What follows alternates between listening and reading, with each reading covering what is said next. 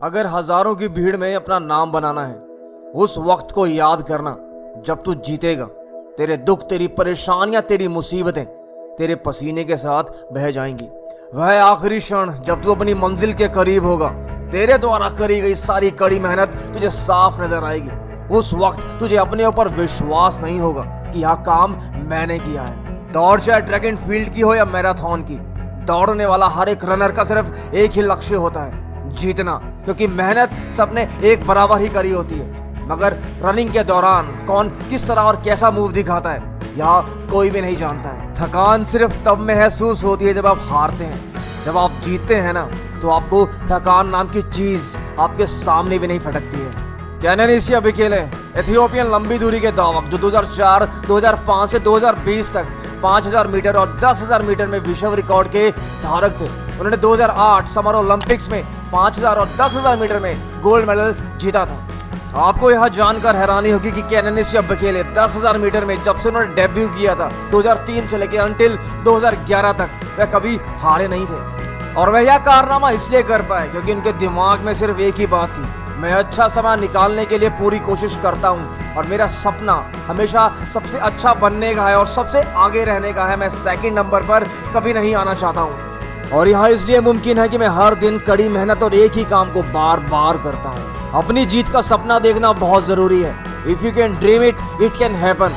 यदि आप सपने देखते हैं तो बेशक वह एक दिन जरूर पूरे होंगे। हार का दुख होता है, मगर हार का दुख और ज्यादा तब बढ़ जाता है जब आपकी हार और जीत और वर्ल्ड रिकॉर्ड के बीच में सिर्फ 2 सेकंड का फासला होता है। 2019 Berlin marathon, Kenenisa Bekele with a timing of 2:01.41 seconds and the world record time is 2:01.39 seconds. एल्वर्ड Kipchoge, कैनोनिसिया बेकेले और एल्वर्ड किपचोगे एक दूसरे के कड़ी प्रतिद्वंदी हैं, लेकिन दोनों की शुरुआत लगभग एक ही समय में हुई थी।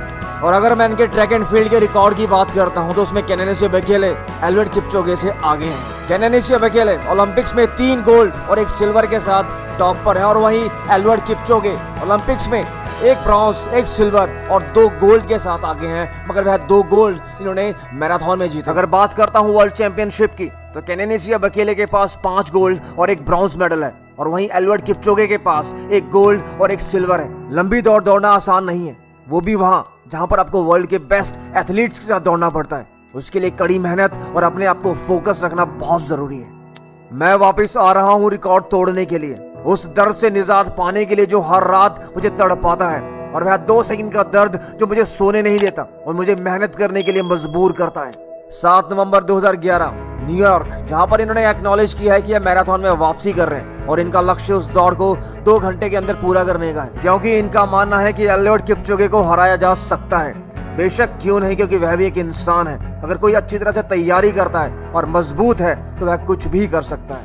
भविष्य में जीत हो या हार, मगर इंसान को कभी अपने आप को कम नहीं आंकना चाहिए।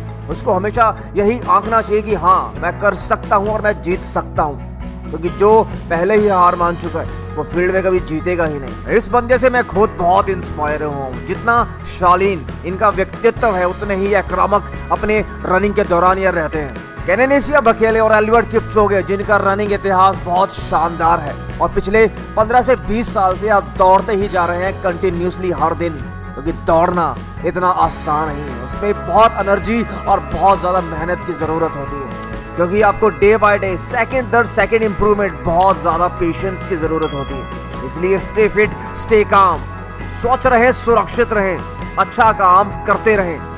धन्यवाद।